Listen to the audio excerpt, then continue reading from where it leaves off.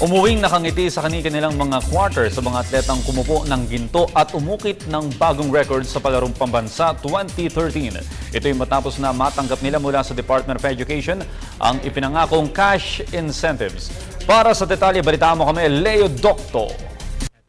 Dalawang araw bago magsara ang 2013 palarong pangbansa, natanggap ng mga atletang sumungkit ng gintong medalya at bumura ng records ang cash incentives na ipinangako ng Department of Education o DepEd. 3,000 pesos ang natanggap ng bawat gold medalist at karagdagang 3,000 pesos naman para sa mga record breakers. Yung pambili po ng school supply, pwede na pong gamitin yung nakuha po namin. So, gusto nyo ba yan? Tuwing may palaro, may premyo? Opo. Gusto nyo? Nagmula sa mga corporate sponsors ang cash bonuses na unang ipinamigay sa palarong pangbansa ngayong taon. Samantala, pinapurihan naman ni PSC Commissioner Jolly Gomez ang pagbibigay ng insentibo ng DepEd sa mga achieving athlete.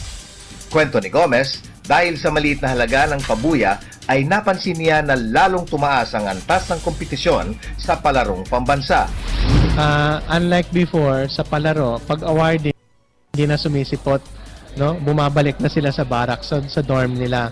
Pero ngayon, talagang excited nga sila.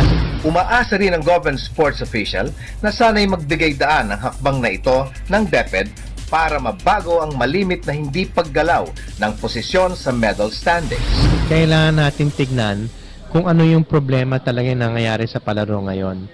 After 10 years, yung top 4 places ay pare-pareho lang. You know, NCR, Western Visayas, Central Luzon, Calabarzon, parang hindi nagbabago for the past 10 years.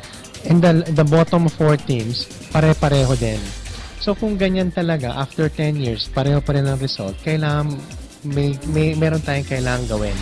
Kasabay nito, positibo ang gradong ibinigay ni Gomez sa 2013 edition ng Palarong Pangbansa na magsasara bukas dito sa Negros Oriental. Para sa PTV Sports, Leo Docto, Telebisyon ng Bayan.